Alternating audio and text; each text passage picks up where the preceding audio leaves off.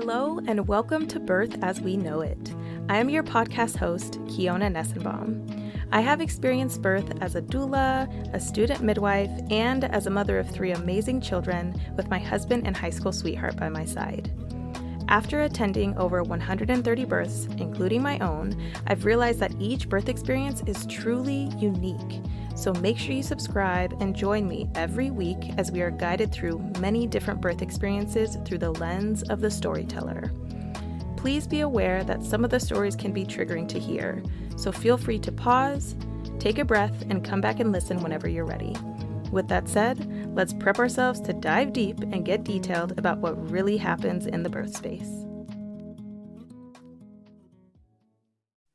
As a reminder, this podcast is intended for educational purposes only and has no intention of giving or replacing any medical advice. All advice that is given on the podcast is from the personal experiences of the storytellers. All medical or health-related questions should be directed to your licensed provider. Before diving into this episode today, I wanted to share with you all the very first review I ever received. This review is from MRAN9876543321. The title is Informative and Soothing, with a rating of 5 stars. It says, "Congratulations on your first episode. I loved listening to Kavina's birthing story. You have such a soothing voice to your storytelling. It is so informative and conversational at the same time. I am looking forward to hearing more stories. You're killing it," in all caps, and followed by 3 heart emojis. So thank you so much, MRAN9876543321. I truly appreciate your review, especially being my first review. It's always amazing getting feedback and seeing how these stories are impacting those that listen. So thank you so much. I truly appreciate it. All right, let's get into the episode. Hello, everybody, and welcome back to the Birth as We Know It podcast. Today, I am interviewing Masey Blakemore, who is the mother of a 5.5-year-old at the moment, and she is a student of authentic midwifery as well as a lover of philosophy and identifies as a wanderer and wanderer. So welcome, Masey. Thank you so much for having me. I'm so excited to be here. Yeah, absolutely. I am super excited to have you on as well, and we will be talking about the birth of your little one. But before we dive into that, why don't you go ahead and tell us a little bit about yourself and who's in your family? Yeah, so I am a 32-year-old mama living in San Diego, California. I've been here, I say since 2010, because that's when I originally moved here from the Pacific Northwest. I went to school here, met my ex-husband here, got married. We got pregnant with my daughter, and then I moved back home to Washington State to birth her, not intentionally, but I birthed her there. And then, now I've been back for the last 2 years in San Diego, really focusing on being there for my daughter as she starts kindergarten, but also am studying as an authentic midwife currently. So, yeah. That's awesome. I love that. So before we dive into your pregnancy and your birth, let's go ahead and dive in a little bit to your conception journey. Were you planning on conceiving?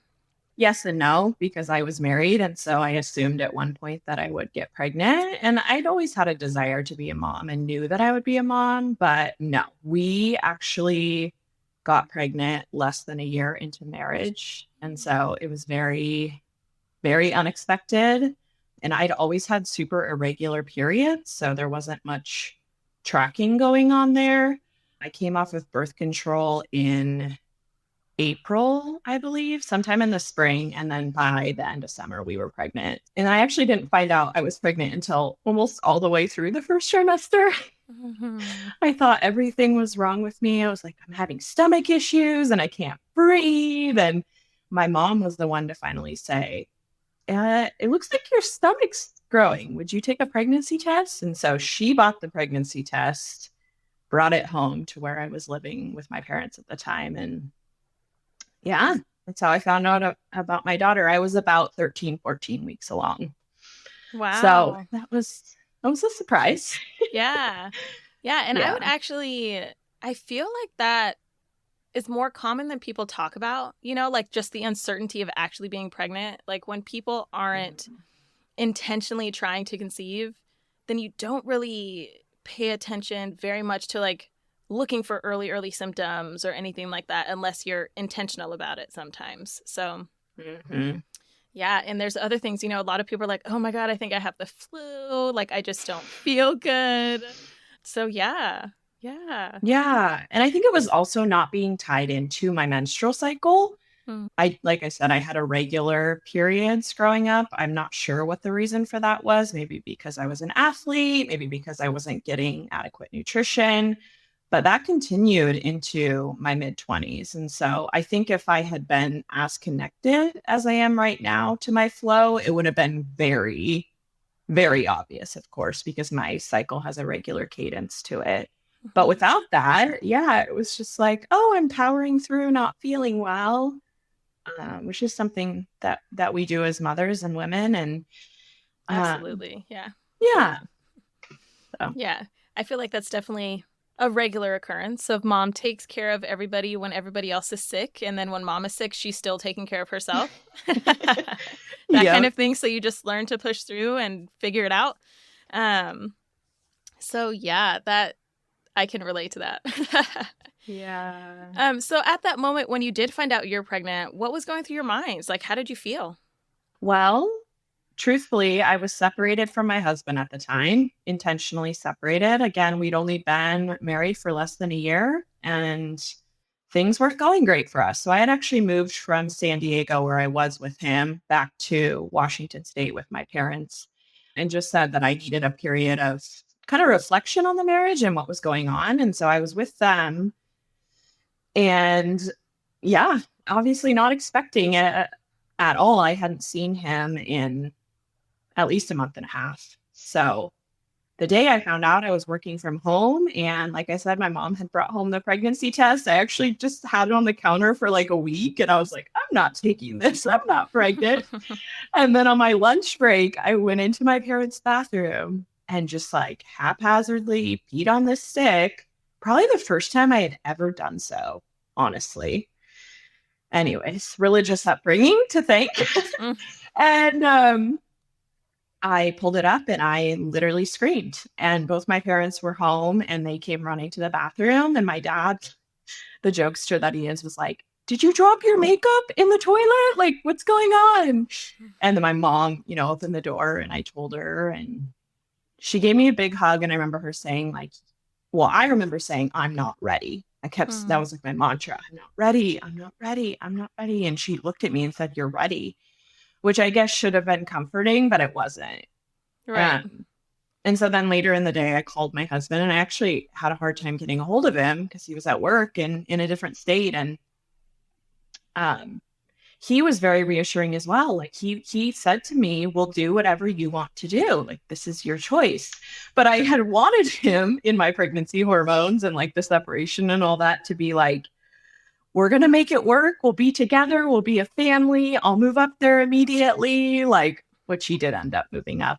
But yeah, I felt really alone. It was probably the most alone I've ever felt, even though I still had people that were around me supporting me.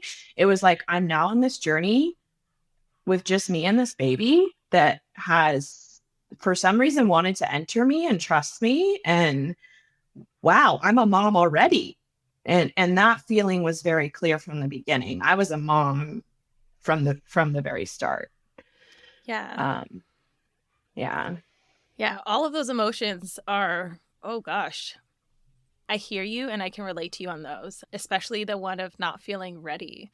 Because personally with my first, I was 19 when I found out. And so it was like, wow.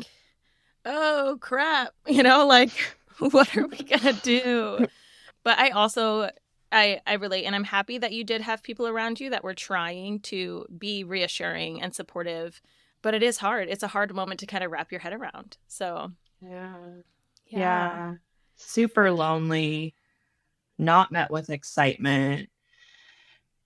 Yeah. And I think it took a while just to set in that it was real. I mean, that day I got an appointment at CareNet Pregnancy Center. I literally just went in and they did a vaginal ultrasound that day. And I kid you not, there was this human in there. It wasn't a little seed. It wasn't the little being, it was a human with arms and legs. And I was like, I mean, it was the most shocking thing I've ever seen. Like, that's in there? Are we sure? Right. And the immediacy of it, it's like just she was there. And they actually wrote like on one of the ultrasound printouts, "Hey mom," do I still have it to this day? Just her. And it's so her personality. It's so Selah's personality. Like, yep, I'm here. Let's do this. Like, let's go. Yeah. Wow. I feel like I will remember that moment, like laying on that table, getting that ultrasound more than I will the birth even, because it was almost like she was born that was the moment. Yeah, it brings tears to my eyes. It does. Yeah. Yeah. Yeah. Oh, man. I can just, like, as I'm looking at your face, I can just see, like, all of the emotions coming back and, like, you kind of reliving that moment, which is hard. You know, it's, like, hard to relive and, like, hard to think about. But I love how you just said that was kind of like the birth for you. Like, you would remember that more than the birth because it was that moment when you're like, oh, this is happening. This is real. I'm about to have a baby. Yeah. Yeah, like no turning back. And this is not commenting on abortion or any of those choices. Just for me, it was an immediate like, oh yeah, we're doing this. And partly, again, that was Selah and her personality.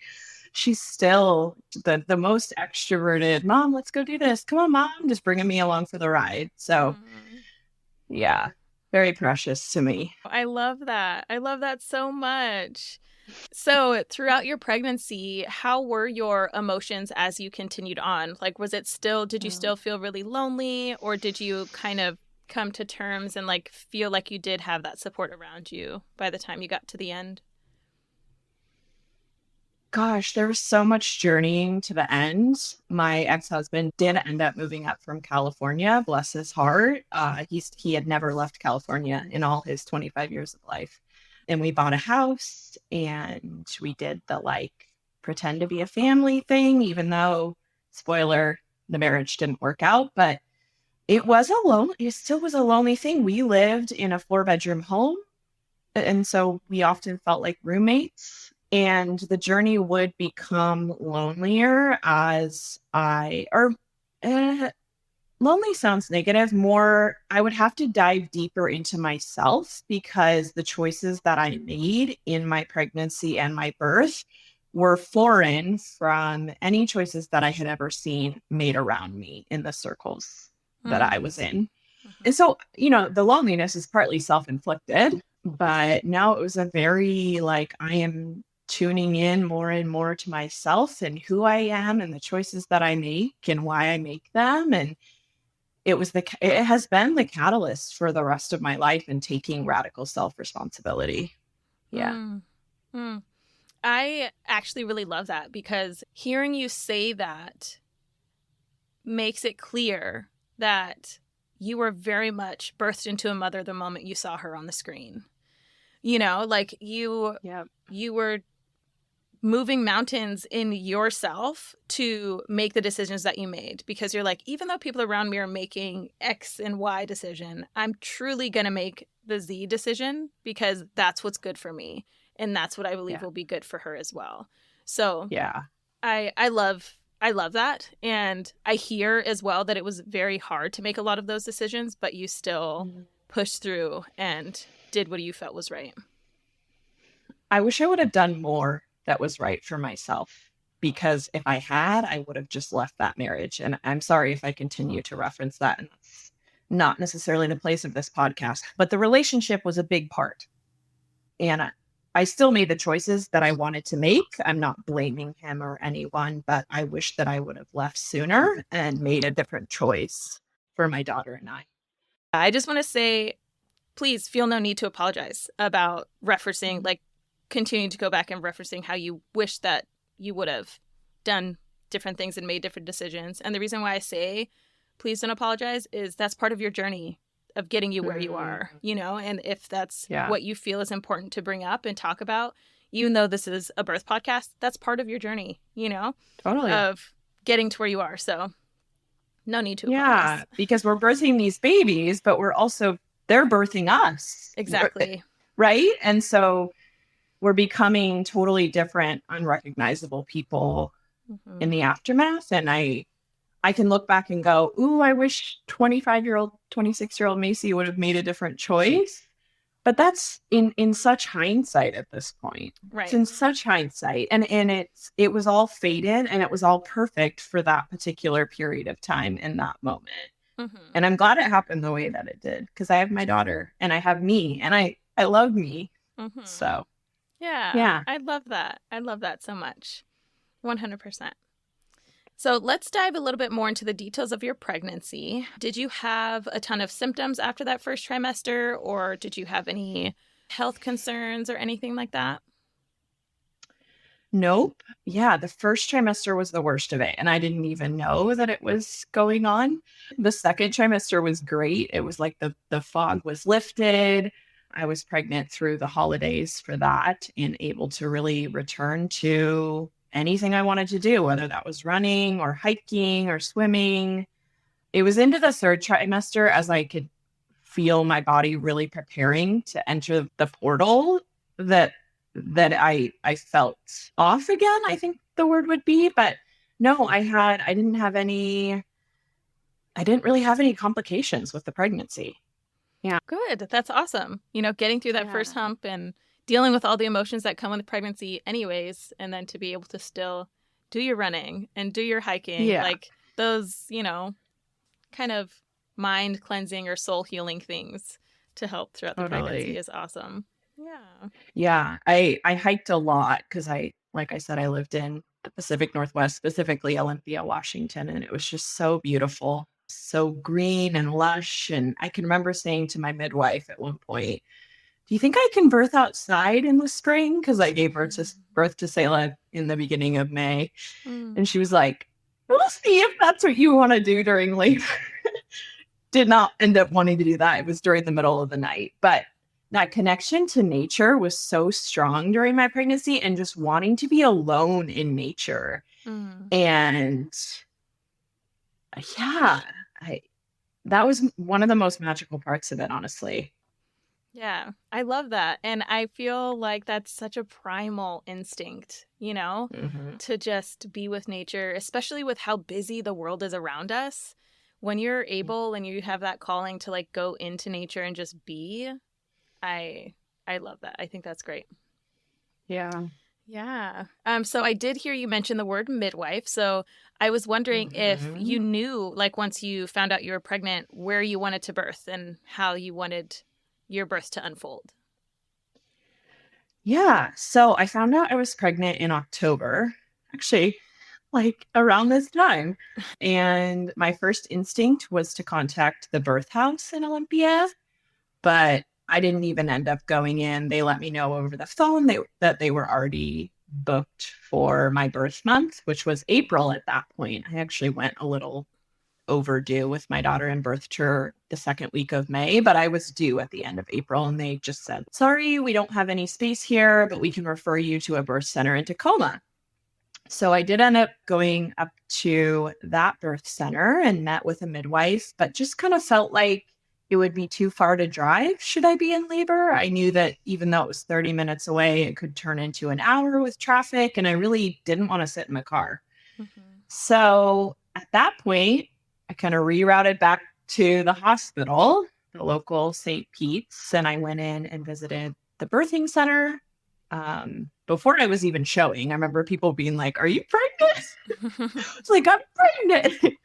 Anyways, it's kind of funny to think back on, but I think I toured that alone. I don't think my partner was with me, and he wasn't with me for the birth center. So it was just kind of me evaluating my options, and the hospital was a big no for me. I always affiliated the hospital with sickness and death, and I didn't really want any part of that. And again, this isn't a judgment. This is just my own opinion of the space. And it was also in a basement, so there was no natural light, which was like, no, this is not happening. So then I think I must have circled back with the birth house and said, I'm not having any luck in my area. Do you have any home birth midwives? Or maybe I just said other midwives. I don't even think I was seeking out a home birth.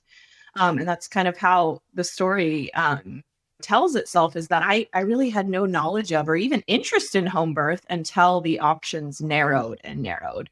And so I was connected with a home birth midwife in kind of near the base, the army. Or The Joint Base Loose McCord base.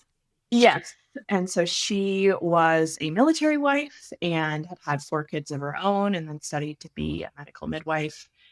And from the moment I met her, she felt like my second mother. I was like, yes, this is the woman. And so I didn't even, it was less that like I was having this home birth and excited about it than I was like, oh, I want this woman to attend my birth. Yeah. It was the provider for me. So, and she was there. Her name's Shannon Smith, and her business is called Birth Passion Midwifery. And actually, one of my childhood friends has since birthed with her at home as well, just this last summer. She's very precious to me. Yeah. Oh, that's awesome. Yeah. Oh, that's such a journey just to find who feels good to you, you know? And I think that's important to mention is you don't always have to go with the first person that provides the service, you know? And there are people that are out there in the world that aren't super educated on the options that they have. And some people aren't even really comfortable with saying no and struggling to advocate for themselves. And you were like, yeah, I'm not going to birth in a basement. And I feel like Tacoma's too far. So what are my other options here? So I like that you advocated for yourself and just finding your person. Thank you. Yeah, she really was. And I should note here too that I was past 20 weeks when I found her. And I don't think I met with her until like 24, 25. So it's never too late to switch providers. And that's what she said to me when I met her for the first time. Women switch into the final weeks of the birth process. So it's never too late. Yeah, it's never too late to fire your provider that you don't like. It's never too late to walk away and find someone else that is supportive. And that's going to be the most integral, important part of your birth is your support team. Whether it's one person, whether it's your partner, or whether it's a knowledgeable midwife, as I like to call them, medical midwife, or your best friend from childhood. I don't know. I don't know what it is for you. Maybe it's an OB. Maybe that makes you feel most supported and held. Yeah. Yeah. I agree with that. I think that it's important to know your options and also know that you don't have to stick with someone if they rub you the wrong way at the end. You know, I've had a couple people on the podcast that talk about switching last minute because their provider no longer supports their birthing preferences. And they decide to tell them that at 37 weeks, 38 weeks, 39 weeks. And they're like, I can literally birth my baby tomorrow. And you're telling me now I can't try for a VBAC when you said this whole time I could? Or, you know, just getting rubbed the wrong way. And that could be enough to be like, actually, I'm going to switch it up here. So. Yeah. I love that. Yeah, I love that power of choice and how we can just shift. And that's how my mindset was once I met Shannon and signed on with her was, okay, I'm now doing this thing called home birth that I've really never thought about. And I've literally never seen anyone in my life do. It's not like I had a friend of a friend or my mom's friend, or I had never witnessed birth, and I had definitely never witnessed it at home. Yeah. So to me, that feels huge, something to embark on. It really was my faith in this singular woman to walk me through that, you know, she had done it before and seen women do it before, that would carry me into my own successful birth. Yeah. Yeah. I love that. And it brings 2 questions to mind for me. And it makes me think of, one, did you have any like prenatal care prior to switching to her? Yes, until I found her and secured with her. So probably from October through the new year, I just went to Ole Obstetrics and Gynecology and signed up as a patient with them. So I got the typical care with them for a few weeks. But then I just left. Like I said, I wasn't mad at anyone. I wasn't firing anyone, but I was just like, I knew this wasn't for me. And so I just never came back and they never contacted me. I went in postpartum for some services past my midwife's 6 weeks. But yeah. Yeah, I think that's great. And it's good that even though you didn't necessarily find your person yet, you still decided that it was still important, to get some care throughout your pregnancy while you were still searching for Shannon. So yeah. It can be daunting as a first-time mom, I think. Absolutely. This close friend that birthed with Shannon this summer, she was going back and forth between doing a free birth or hiring a midwife. And she said to me postpartum, she's like, I'm glad I hired a midwife. It's like, it's very daunting, even if you're in your 30s and you're a grown woman, to just, again, we don't witness birth. It's not normalized in our culture. So yeah, it's good to have someone that would walk you through it. Now, if we're talking about next time, I would do things very differently and definitely never set foot in that kind of office again. But it's not like I had a super negative experience. I got to listen to my baby's heartbeat. I got a few ultrasounds that made me feel at ease. I got to know that she was going to be a female, that she was going to be a girl, which was really important to us, that we knew that before the birth. There was a lot of tools that I feel like I utilized the tools of the system as I went along. Yeah, I think that's great. I just love everything that you're saying because you did what you felt was right and you followed like your gut instincts and just went with the flow and utilized the tools, like you said, getting everything you needed. So I love that. It's awesome to be able to take bits and pieces of the system, the medical system, when you need it, but also not feel like you have to if you don't want to. And so in my own studies as an authentic midwife and birth keeper, whatever you really want to call it, it would be to encourage women to utilize those resources, but also to tune into their instincts of whether they feel they need these services or not. And it really is up to them. It's not up to anyone else. Yeah. But that does bring me to my second question that I had, because you were talking about how this isn't something that you saw like in your family. No one around you was doing this. So how did your family react when you told them, oh, hey, I'm having a home birth with a midwife? First things first, I didn't welcome a whole lot of opinion in beyond my family. I didn't tell people I was birthing at home.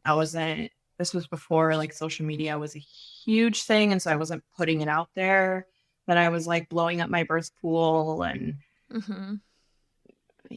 seeing a midwife and stuff. So really I had very limited opinions. But the people that knew me, like my parents, know me and they know how independent and strong-willed I am and can be. So for them, it was just like, oh yeah, that's something Masey would do. And my mom was actually my doula. She's not a certified doula, but she was one of my support people at the birth. So she got to see Selah born. I haven't asked her how that's changed her, but I should. And my dad, he went to like pre-med all the way up to going to med school. So he's a big believer in kind of doctor as savior, doctor as God. And so he was definitely a lot more nervous. So I kept him out of the birth sphere that I had. He, while I was giving birth, was like driving past my house. I later learned, but I kind of fudged the truth a little bit with him and was like, oh yeah, my midwife brings along a nurse. She wasn't a nurse. She was like her midwifery student. So I just like said some things that made him more comfortable, which then made me more comfortable. And then my husband, like I think he had his doubts, like his qualms, but I feel like he really did trust me to make the decisions for the birth, which was great. And yeah, so I don't feel like I had a whole lot of, anytime anyone would start to say even a negative birth story within the hospital, within the system, I would just say, I'm actually not accepting anything but positive birth stories at this point. So I only had positivity incoming, whether it was personal stories or podcasts, or my midwife, it was all positive. And so of course I would have a positive birth outcome. That's all I knew in my head. Thankfully, even though I didn't have any reference for birth, my mom never told me some negative, scary story. I knew that I came late, that I was almost 12 days late, and my daughter was exactly that, like 11 or 12 days after her due date. So I kind of had a reference of when I was going to birth in, which was nice. Yeah. Yeah. I absolutely love how you just said you set that boundary for yourself and saying, actually, I am not taking any negative birth stories right now. I wish more people did that because negativity spreads so much faster than positivity. And I think that that's true in and outside of the birth space. You know, like there are people that are like, oh my God, this happened to me, so it's absolutely going to happen to you, so prepare for it. No, that's not true. You are your own person. You are birthing your baby. You're not gonna birth their baby for them again. You know what I mean? Like it's your experience. Totally. And I think it's super important that you set that boundary for yourself because you had a positive outcome. And even if your birth didn't end up exactly as you had anticipated or the way that it did in this positive way, like say you did end up needing to transfer or you did need to do something X, Y, and Z, you still set that boundary for yourself so that there was only positivity coming in and there was nothing else necessarily scaring you from what could, should, blah, blah, blah happen. So I love that. And I'm happy that your experience ended up being positive. Yeah, me too. I think anytime anyone asks if I have any advice about home birth, my number one is like, don't tell anyone. And I don't mean like, don't tell anyone because you're not proud of it or because it's bad to tell people, but because you will get those unsolicited opinions. So keep your circle really small. Just those people who are going to witness you and whatever medical provider or not that you have. And that can be it. That can be it. Tell people very little. Tell people very little. And then you can tell the story later. Yeah. I think that's a good point. And I feel like that definitely works for some people because they're like, yeah, you know, I would rather not have to defend myself every single time I tell someone about my birth. Or I would rather not have to necessarily teach or explain what I'm doing to someone because one, I'm learning it along the way and I don't have the energy to have to do that. And then for you to like come at me with all of these other studies, you know, like just to kind of put up those walls of saying, this is the decision I'm making. This is the path I'm following. And the people that mean the most to me can be in this circle with me. And those that are not can just wait and find out later. Some people, like, for example, I have a sister who didn't even, like, obviously social media is, like, huge right now.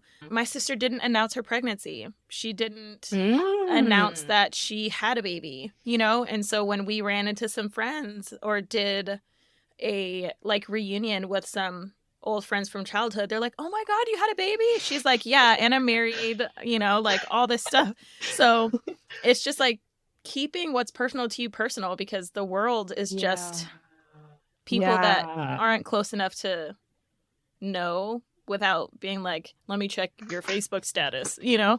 I was going to say, I love that about your sister because we almost have this belief that something isn't legitimized unless it's online.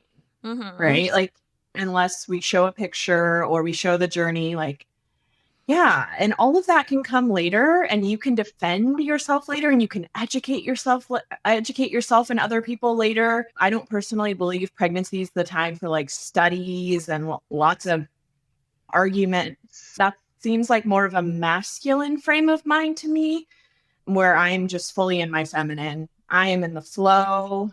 Take what I need, let the rest go. That's what it feels like to me.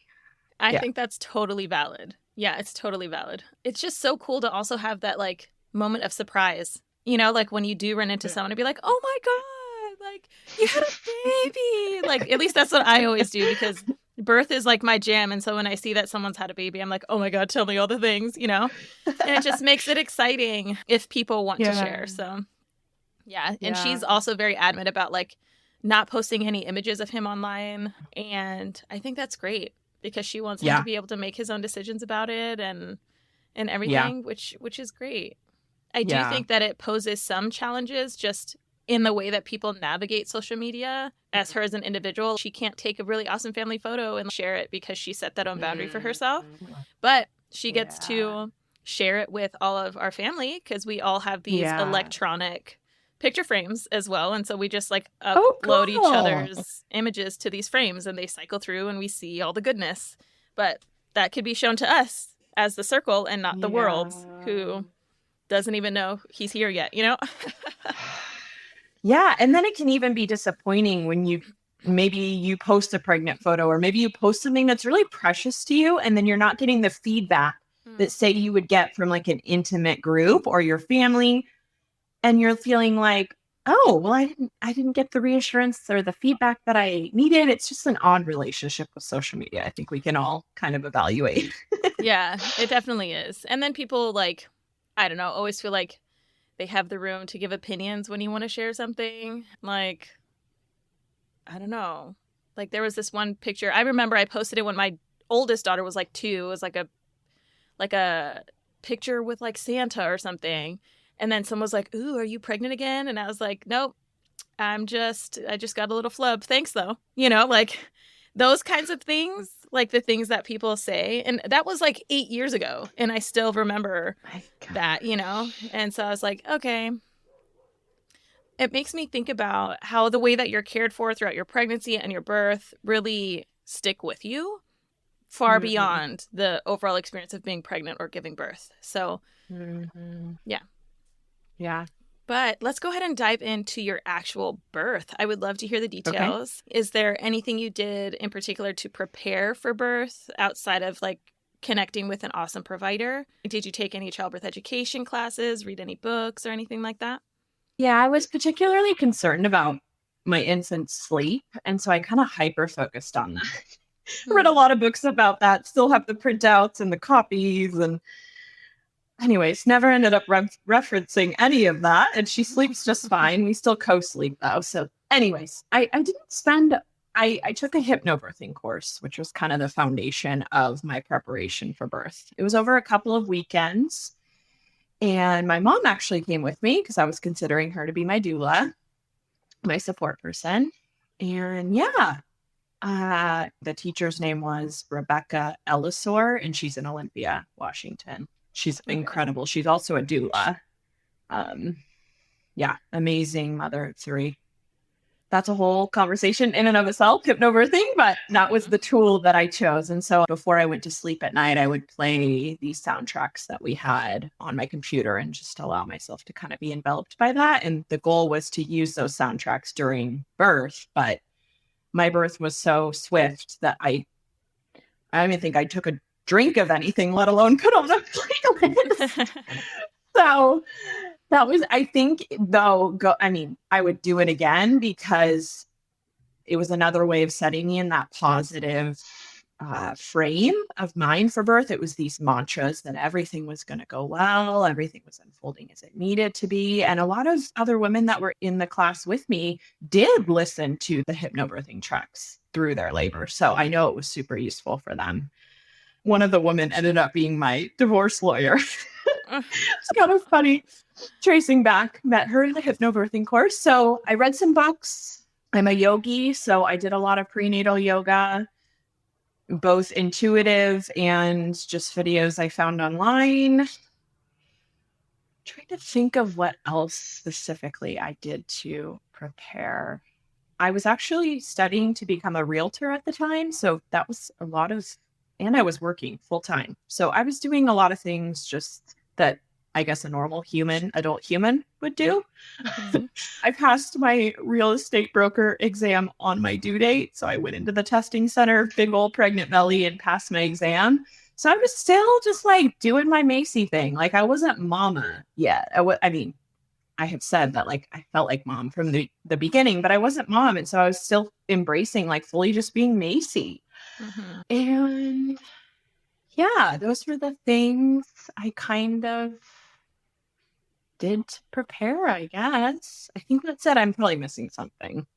No, yeah. I think that's great. That's a lot of resources right there, you know, just having that foundation through hypnobirthing and kind of like letting that take you, like going with the flow, you know, staying with the feminine in that and just going with the flow of where hypnobirthing took you for resources and then really focusing on your infant's sleep during your pregnancy. I think that's awesome. I feel like not many people actually do that because I feel like it's so common for people to focus on the pregnancy, like pregnancy, like what is happening to me right now? and people are starting to get a little bit better at, but I feel like we still need more support in the postpartum preparation, preparing Absolutely. for postpartum, because in a previous episode, I was interviewing Jenny Joseph and we talked about the candy wrapper analogy that was given by Dr. Stubbe, which is the mother is just the candy wrapper of the baby.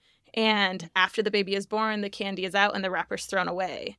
So people aren't actually focusing on the mother or birthing person as much postpartum as they should. And so that's where a lot of maternal morbidity and mortality happens. So I think that it's awesome that you were focused on your infant's sleep. And it just makes me think that you were kind of prepping for postpartum in a way to be like, okay, sleep is important for both my baby and myself. So Yeah. No, I was prepping for postpartum in a way. And the analogy I was going to use for that was when we're pregnant, we're climbing this mountain to the top for our birth. But then the birth occurs and we're at the top of the mountain and we still got to get down. And often you're so tired physically and mentally and spiritually from the journey of pregnancy that the way down is even more difficult. And the postpartum is even more difficult than the pregnancy and birth. And so that's what I experienced. When I do it again, I will be preparing meals, whether that's stockpiling my fridge and freezer or lining up a meal train or hiring a chef. I know that sounds crazy, but seriously, hiring someone to make me meals, because I found that at some point the meal train wore off after a couple of weeks. And then we were still so immersed in this special period, this special time. And we didn't have the support that we needed. He went back to work. I went back to work at 8 weeks postpartum, part-time from home, but still. Yeah. And I was going to reference what I just said about the hypnobirthing. I got so lucky, I feel like, with the different women that were placed into my life. I love my mom, but I felt like these women were mothers to me and like really just guiding lights. And I'll share my birth, of course, but at one point my midwife grabbed my hands like my mom and looked into my eyes and said, "You can do this." And I mean, it's like full body chills still because I did it. Then I just did it because she said I could do it. Yeah. Oh, yes. Let's dive into it. Let's go there. I mean, honestly, it's a really short story. So my due date was moved a couple of different times, mostly because I had such irregular periods and I didn't find out until later in the pregnancy. So it was thought that I was due April 21st. And then she was, in quote, measuring small. So then it was moved to April 28th. So that was the date that I was apparently 40 weeks. But the calculation was always kind of off. Like I mentioned previously, I knew that my mom had carried me 11, 12 days past. And so that was my reference. She was induced with my brother. And that's a different story. So I didn't really count that timing, but for her first, she went that far past. And so that's how I was kind of measuring myself. And I knew Selah would be born in May, even though the due date was April. We had this calendar countdown that everyone who came over could this big chalk calendar could write their guess. And it didn't even include May. And I wrote at the bottom, I think it was May 5th that I guess she was born May 9th. So I just knew it was going to be May. And it wasn't I'm this intuitive seer. It was she and I were just in direct communication like we still are years later. So I started to hide out at home near the end of April into May because, again, I didn't want the questions. I was attending a church where a couple other women were due around the same time as me. And they had already had their babies, gone in and been induced. And I just was like, I don't want to talk to anyone. I don't want to answer any questions. So my last public appearance, I guess, going out in public was Tuesday night before she was born. I went to a church dinner where we made food for each other. My husband was there and all my friends again had had their babies. And my husband and I ended up driving home separately that night for whatever reason. And so I was making the 30-minute drive home, and whatever song came on the radio had me in tears. And I just knew that she was going to be born that night. And part of the story is that my midwife had said, if you reach 42 weeks, we're going to have to go into the hospital. And she kind of at that appointment slipped me like a little castor oil concoction. So it was castor oil, almond butter, like I had to buy agave nectar and then mixed it up into a smoothie. And so I basically saved that until 41 and 4 that night. And I just got home and I was like, this is the night. So I took it.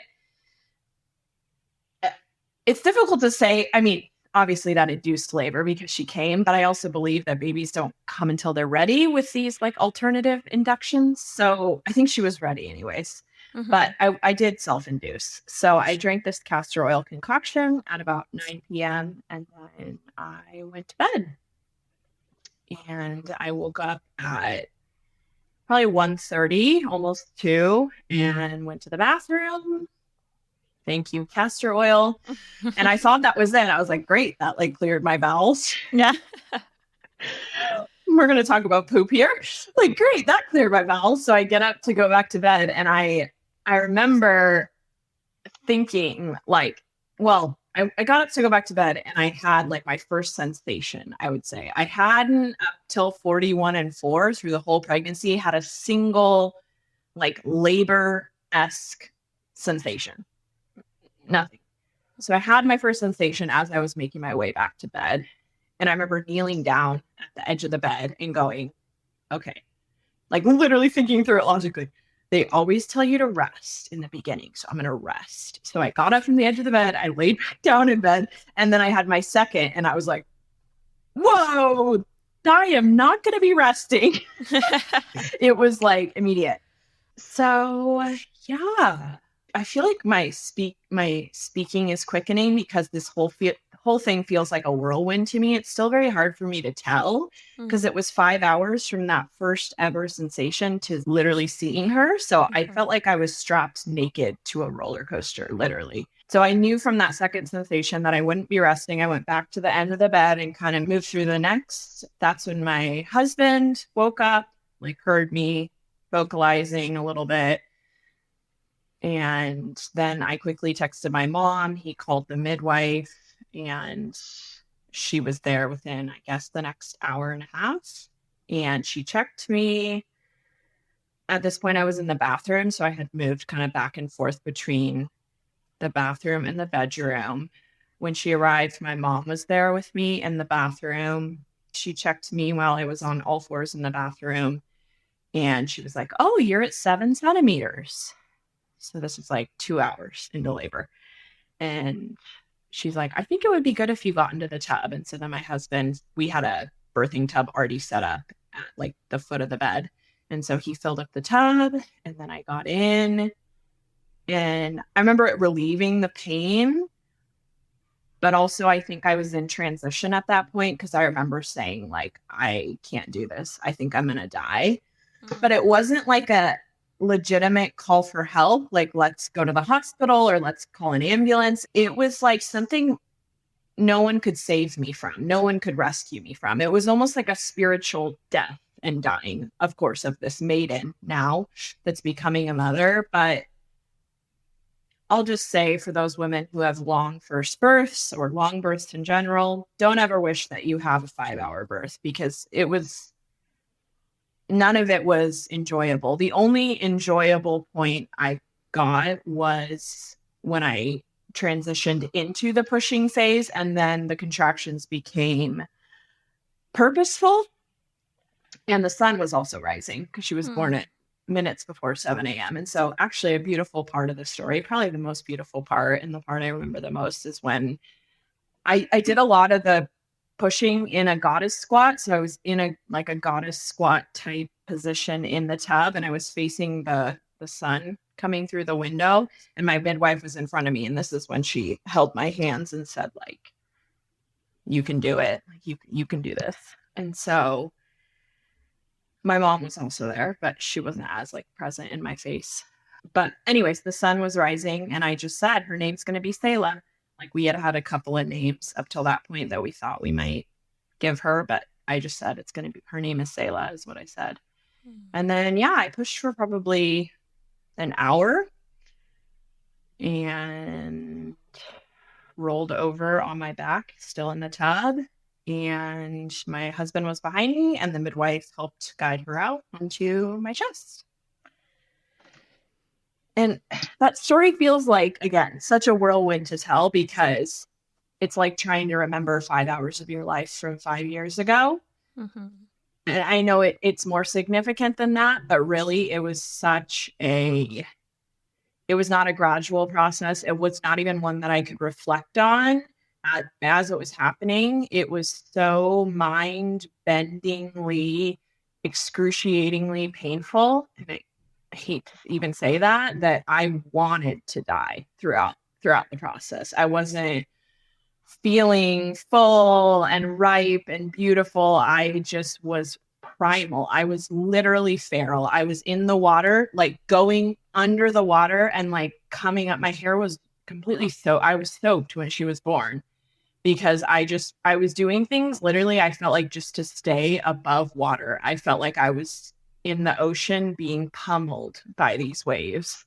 And it's funny because I say in hindsight that I needed that type of birth in order to weather what was to come in postpartum and a severe mental health challenge and going through a divorce. Like, I kind of needed that perspective to be like, oh, well, I did the hardest thing ever, so I can do this. But that's the only meaning I can make of it thus far. Yeah. Wow, that is a story. And I actually really love every single individual detail of it, because there's so much meaning behind every single little thing that you just shared. And I say that because you talk about the details that are small enough that some others couldn't necessarily recognize, but they meant something to you. For example, you literally just like going underwater, coming back up. It relates to you feeling as if you were being pummeled by literal waves in the ocean.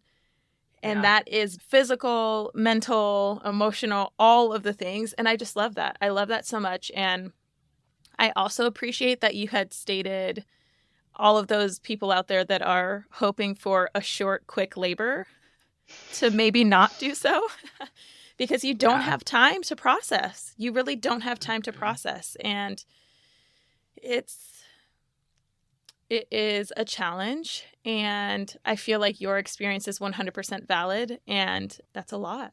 And so I do appreciate and thank you for sharing that.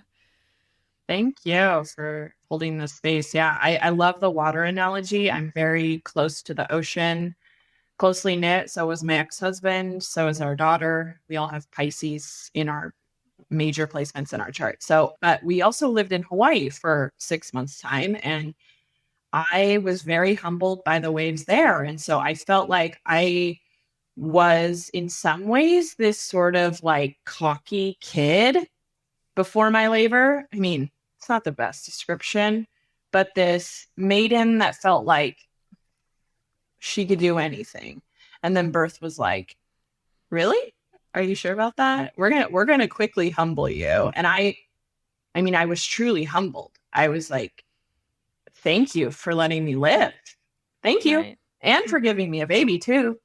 So humbled, I think, would be probably the best way to put it. And, you know, it's easy to tell the story many different ways in hindsight. I think if you just saw it on a social media setting, you'll be like, oh, Masey had a home birth. She's so cool. Like, she birthed her baby without drugs or whatever. But it's like, no. It was so much more intimate than I can ever even convey or describe. Right. And I didn't speak about it probably until 6 weeks later when I wrote it down, and I still have it written down. I probably should have read that today. Honestly, it's probably a better description, but yeah, still very humbled. I mean, I am a gung-ho home birther, but like that birth made me be like, if I'm going to have a second kid, maybe I'll just go get an epidural. But like, no, like there's something in me that's like, I have to experience what birth has to offer. I have to. I am hoping that next time it's a little longer. Yeah. Which honestly, I don't think is a common hope.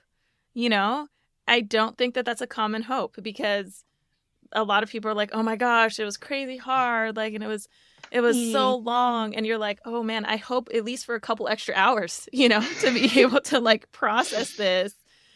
I just listened to this podcast this morning of a woman who had a 36-hour first birth. And the way she described it was like, and this is 2 years ago, she was describing it 2 years in retrospect. And she was like, and then I put my knee up here, and then I put my leg down there, and then I put my leg over. I mean, she knew every single second of this. And I was partly jealous because I was like, again, strap naked, roller coaster. Like, right. All I know is that I ended up back where I started. Yeah. So anyways, I don't know logistically, I don't know if castor oil was part of that. I mean, part of it is just Selah's personality. And when she came out, this child was like, I mean, she cried. She did the initial cry, but she really, I had, the photos are incredible. She was just like wide-eyed, staring, just staring at her dad and I, like, hi, I'm here. Are you guys ready? Like, we were just, she was like looking straight into the both of us. And yeah, I'm still, as you can hear, totally taken aback. Yeah. And I just want to say that there are so many details in your story that I think that some people may not even remember about theirs. And the reason why I'm saying that is because you were just describing how you heard on the podcast that this person was talking about a birth they had 2 years ago with like foot positions and leg positions and stuff. But the things that you are bringing up, like the feelings that you're bringing up and sharing are things that people may not remember or think about initially because they had a long labor and they're more focused on the details of motion and position. But you are very much talking about what to me sounds like a very spiritual experience of coming into motherhood with this like battle of making it to the other side, And I just want to say again, thank you for sharing that because that is very, very real. And I can relate. I can relate. And I'm sure many of the listeners will be able to relate as well. I'm glad. Yeah, I feel like I describe it in more of an ethereal, spiritual manner than I do a physical, because that's what it was for me. I mean, obviously, there's the physical changes that were occurring, but because they were occurring so fast, it was almost like I was reading the book about it or like reading the synopsis of it. And what's been difficult for me, too, is not having... So my partner and I, my husband and I split 3 years later. And then my mom and I aren't as close anymore. Like, she's not someone I would invite into my birth space. And so I haven't felt like I've gotten to have a whole lot of far postpartum review of my birth. It just wouldn't be appropriate to ask him anymore. I guess I should ask my mom and process with her. But yeah. And then my midwife.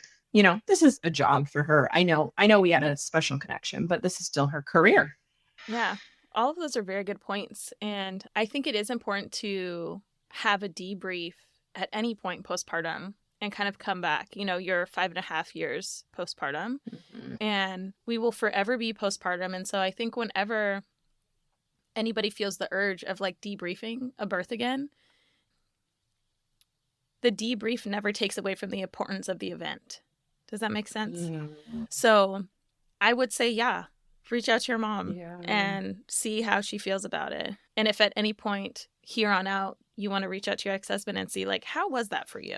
Obviously, I don't know the relationship that you have with your ex-husband, but like just out of curiosity. And it could be like potentially some form of closure or just curiosity being answered. And I don't know. I mean, I'm a strong believer that like the babies that we birth also have some kind of memory, whether it's shown in their personality or shown just in the way that they speak as they get older and the knowledge that they show throughout their lifetime. So, totally. I feel like that's a very spiritual aspect for me. Like I can listen to my kids and be like, oh, you were totally born in the water and you know it, like. I love that line. Yeah. Yeah, totally. They carry it with them. The body remembers. So they're carrying it with them, whether they remember or choose to remember or not. I think if we allow babies to just be born, they can absolutely show us parts of their personality in the birth process. Yeah. And I mean, my daughter has totally radicalized me and radicalized my whole life. She's the reason I'm not indoctrinated into the church anymore, because I can't believe that something as angelic as her would ever be called sinful. And so that's a more personal no, but I stopped believing that. I stopped practicing it because I said, this isn't true for me. I mean, I call her my angel. She's literally just a little glowing angel that was like, yeah, I'm ready to be here now. I'm going to come in at this time in this way. Like, she's such a Taurus. And what a beautiful compliment to my Virgo. It's like, oh my gosh, this little girl. So yeah, I don't know if you want me to speak briefly on postpartum. I can do that. I do. Yeah, I was actually going to dive into that. And I wanted to ask you, how was your postpartum and what was your feeding choices that you made? And did you experience any postpartum mood fluctuations or postpartum depression? Yeah. So physically, I did tear. Selah came out with her little hand like this. So I tore a little bit. I got stitched up by my midwife. And as far as I know, that healed well. I haven't had any physical issues with incontinence or limitations or anything like that. So I'm very, very grateful for that. I ran a half marathon at about 6 months postpartum. I'm a big runner. So I was able to get back into that at 4 months postpartum. And it was my saving grace mentally. Like I said, we struggled on other fronts I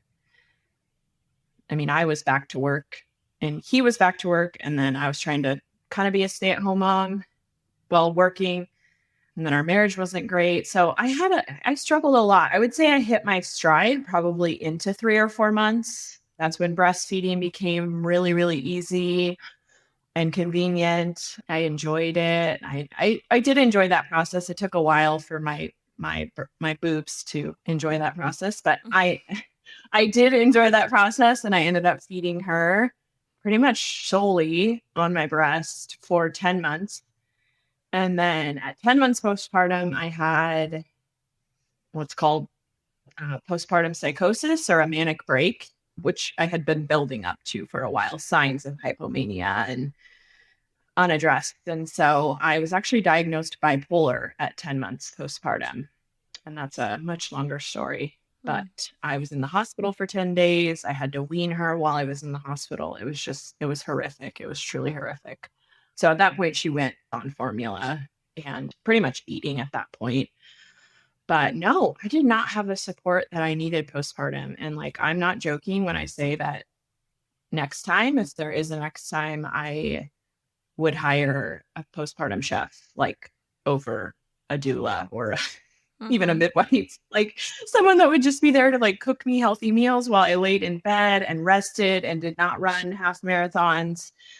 I mean, my personality, I think I was striving in so many ways to just get back to Masey instead of embracing this new Mama Mace that I was, and I am, that I was trying to accomplish all these things that would make me feel significant, when really the significance of this child and her and I and her needing me was the biggest thing that I was missing. I didn't think that was enough. I thought I had to do other things with it, which is part of my personality. So yeah, I would say I would do postpartum a lot differently than I would the birth or pregnancy. Pregnancy would be very similar. Should I do that again? Birth would be different, but not all too different. But postpartum would be so different. So different. I would love to take the 40 days that women talk about and just lay in bed for 40 days, stay in my cave, nurse my baby, not have strangers come over, or not strangers, but outsiders. Again, I would say I hit a stride at some point from 3 months to 10 months on, just because I got the feeding thing down. That was the biggest thing, because I could just take her with me anywhere and feed her anywhere, and then she'd fall asleep anywhere. And she was really like a great sleeper naturally. So it's funny that I read all that stuff and didn't really implement it. She slept pretty independently from the beginning, which was, yeah. Now she sleeps with me again. So sleep training can, yeah, just totally backfire. I didn't do the formal sleep training, but I did try to get her to sleep independently, and now she just wants to be near me. So yeah, that's kind of the conclusion. I see like the conclusion of my pregnancy and postpartum period as kind of just going on in the last year or so as she goes off to kindergarten and really becomes independent. Like I felt like I was really still in postpartum, even though I wasn't actively feeding her or had any physical symptoms. I really feel like we're starting to finally detach a little bit. So, yeah. Yeah, that sounds like a rough postpartum journey, to be honest. Because, as you had previously mentioned in this episode, like there was a lot going on just in your marriage, as well as just dealing with becoming a mother. And the postpartum psychosis is so real. And I feel like a lot of people don't focus on postpartum enough, the candy wrapper analogy. And I want to thank you for sharing that portion of your story as well, because some people are hesitant because they feel like it's going to change how they identify as a parent if they share too much. I just want to validate that what you went through is challenging, and I'm happy that you are where you are. Thank you. And I want to say too that I've now been in remission from bipolar for 2 years. So I'll always have the label, but I've been in remission for 2 years. So I don't like the stigma that goes along with it, that you're just moody or bitchy or whatever it is, but more that there's sustained periods of highs and sustained periods of lows. And that can definitely occur postpartum. Absolutely. And when those highs go unaddressed, it can turn into psychosis. So that's another thing I'm really passionate about, maternal mental health. Yeah. Yeah, 100%. 100%. Yeah. Yeah, so we'll kind of close off this interview with asking just a few questions. One of the first questions that I wanted to ask is, what is one piece of advice that you would give to like all pregnant people as they prepare for labor and birth and postpartum? Oh my gosh. Do what you want. Like, seriously, like within the limitations that you set for yourself, do what feels good. Like, do what you want. This is the time to tune in and ask yourself that question, because it will not lead you astray. I'm not going to give any like medical or like any bigger advice outside that, because I do feel like the person with the child inside of them has the final say, and they know best. Yeah, I like that. And I agree. I feel like it goes along the lines of just following your intuition and listening to your gut and moving forward with that. So, yeah. My next question is, what is one potential resource that we can share with the listeners on your behalf?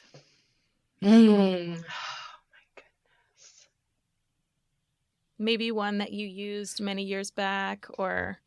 Yeah. So something I used postpartum, I bought the Free Birth Society's Complete Guide to Free Birth, which I think is around $200, $250.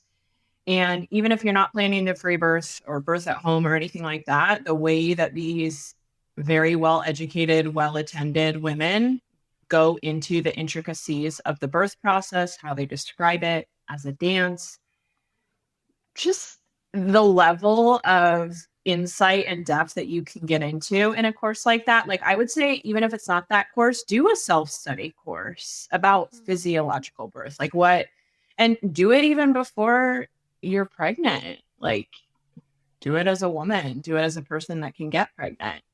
I'm just even into my 30s now. I'm 32. I'm just starting to learn and enjoy the processes of my body, including menstruating and pregnancy and birth. Like, we're incredible as women, and I cannot learn enough. And so that was a great resource resource for me. I've been through it twice. It takes like a couple of weeks to get through its video format. So really easy to just like set up or listen to. Also podcasts like this that talk about birth, that you just hear birth stories.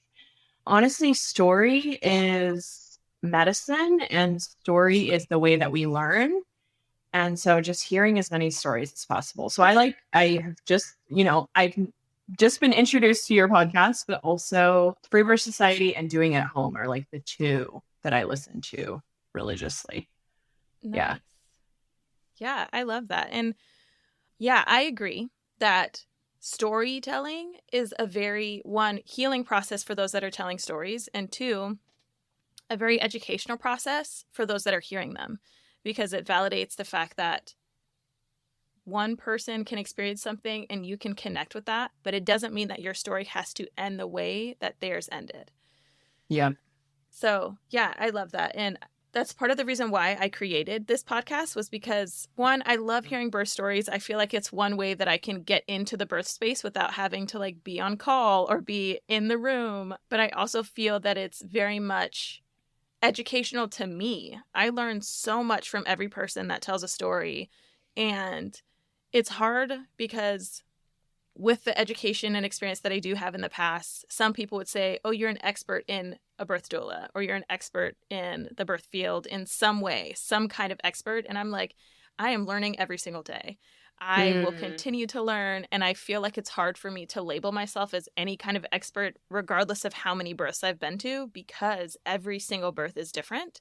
And where you birth in the world changes everything about how you birth. So, I will definitely share these resources, and I have Free Birth Society, and that's a podcast as well as a course. Yes. So they have a course called The Complete Guide to Free Birth. It's like their pilot course. Honestly, worth all the money. Like I've said, I've watched it through several times. Great, even if you're not going to free birth or home birth. And then, any birth podcast that you resonate with, it doesn't have to be one of the ones I share, just one that maybe your friend has recommended to you, or you've seen on your homepage on your podcast. Like, just pick something that has the storytelling aspect of birth rather than like the logical learning aspect, I would say, if that makes sense. Because you do learn from story.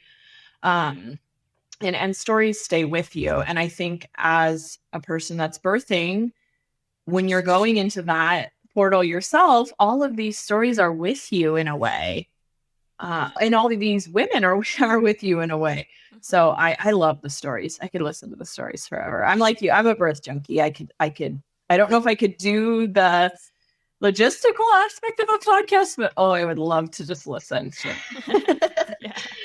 Yeah, it's a passion project for me on my end of just spreading knowledge through other people's stories. Educating people on birth in this format is definitely amazing in my opinion. I mean, I'm the one that's sitting here reaching out to individuals wanting to share their stories because, like I said before, it helps humanize and recognize the different ways that birth unfolds and how different it can be for each person. So it's so important. Yeah.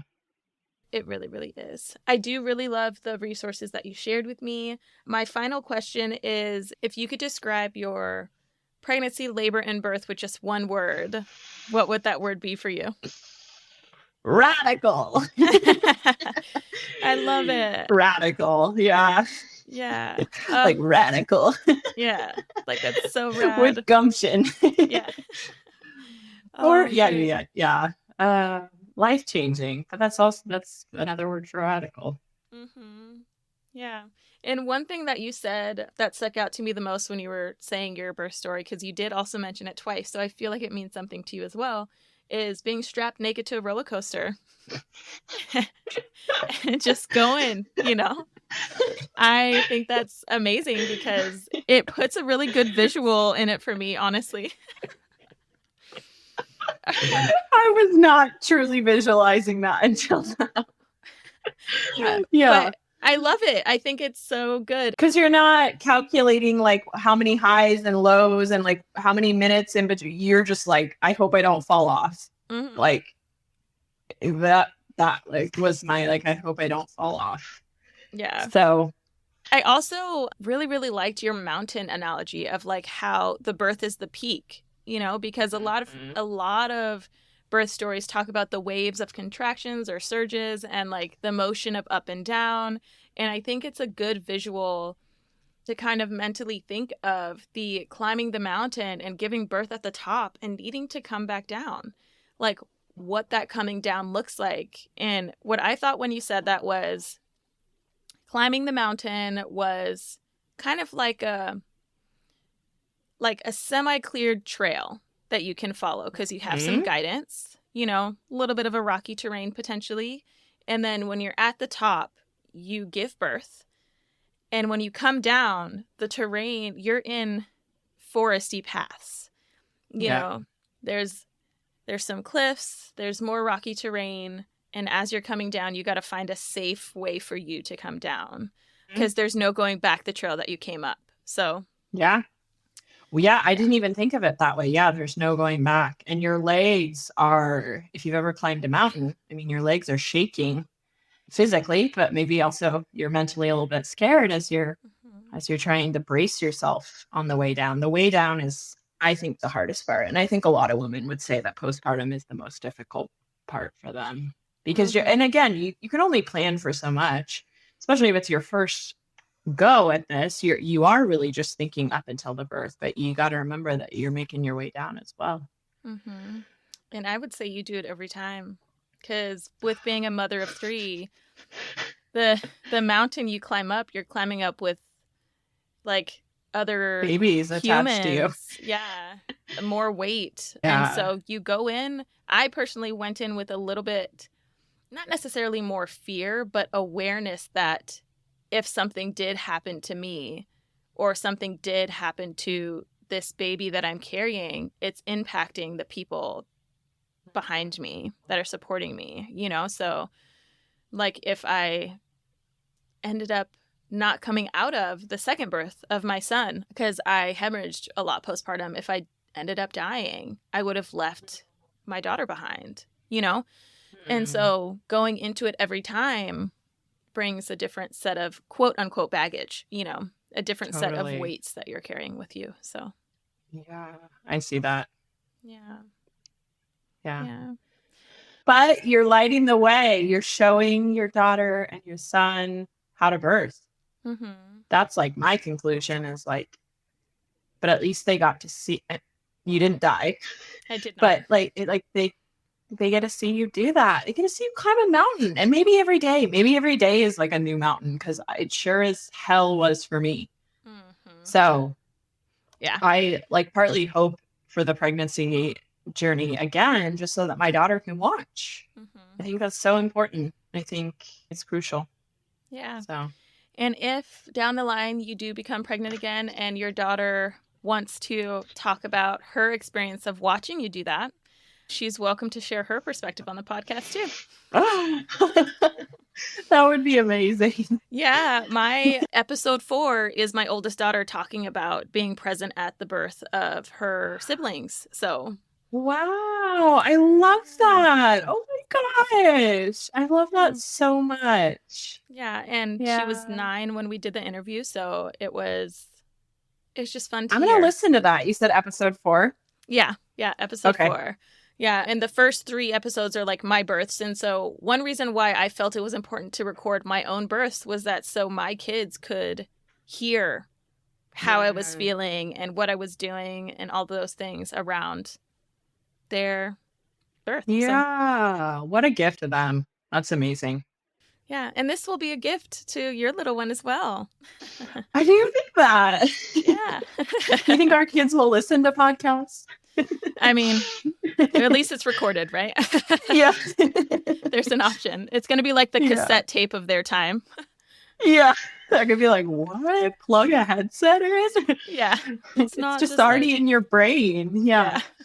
Yeah. Yeah. Well, Masey, thank you so much for being on the podcast today. I really had an amazing time, and this was such a great conversation. Yeah. Thank you, Fiona. I really appreciate it.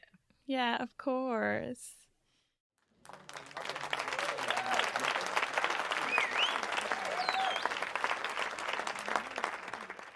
During this interview with Masey, I learned so much, and I'm excited that she had such a powerful and life-changing journey. I truly love all of her analogies of climbing mountains as well as being strapped naked to a roller coaster. I feel like both of those analogies are so real. I also reached back out to Masey to get a clearer definition of what authentic midwifery is, because I had an idea of what it was, but I knew that if I wasn't truly aware, some of the listeners probably weren't either. So she had stated that authentic midwifery or traditional midwifery is distinguished from medically credentialed midwifery like CNM or CPM. It can also be described as a birth attendant or witness. And there's also the term birth keeper. And she said birth keeper is how her current program defines it. And they differ from the allopathic model of midwifery in that they don't carry or desire any credentialing, and that the commitment is to women and families and not to the system. So in order to serve in integrity, they seek to separate themselves in that way.